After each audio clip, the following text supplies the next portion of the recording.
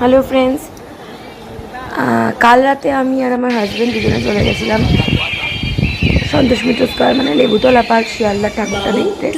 খুবই অসাধারণ করেছে আমাদের যে এত সম্মানীয় ব্যক্তি এবং আমাদের ব্রাইড, আমাদের পিএম নরেন্দ্র মোদীজির সহায়তায় যে অপারেশন সিন্দুর কিছুদিন আগেই সংগঠিত হয়েছে সেটাকেই পিকচারাইজেশন করে ওরা দেখিয়েছে এলইডির মাধ্যমে।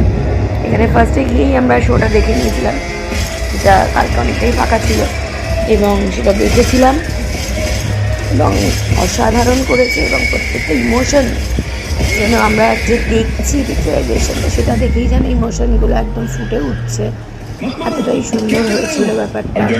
পুরো পাকিস্তানিদের নৃশংসভাবে যে কীর্তিকলাপ এবং যে কাজগুলো তারা আমাদের উপর করেছে এবং এতগুলো মানুষকে মেরেছেন, কত নারীর সিঁদুর তারা মুছে দিয়েছে, সেই নৃশংসতার ছবি আমরা পুরোটাই ভিডিও ক্লিপিংসের মধ্যে দেখতে পেয়েছি।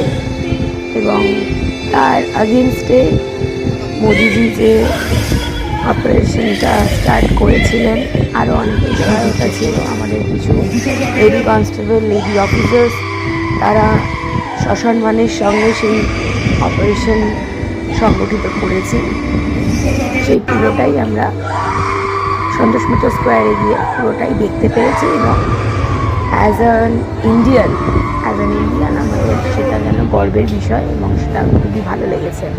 নেক্সট আমরা প্যান্ডেলের ভেতরে তারপর চলে গিয়েছিলাম। প্যান্ডেলের প্রথম থেকেই যেরকম ওরা কেভ স্টাইলে একটা প্রত্যেক বছর করে থাকে, একটা কেভিং থাকে, কেভ থাকে, কেভের ভেতরের কাজগুলো অসাধারণ। যদিও কমপ্লিট কিছু এত বৃষ্টির জন্য কিছু পার্টসে একটু প্রবলেম হয়েছিল, সেই কারণে ওরা তখনও কিছুটা বাইরের কাজে ওরা মনোযোগ দিয়েছেন এবং আমরা দেখেছি। তো বাইরের বাদ দিয়ে যখন আমরা ভেতরে ঢুকেছি, এটা আমরা প্রথমেই ঝাড় দেখতে পাচ্ছি।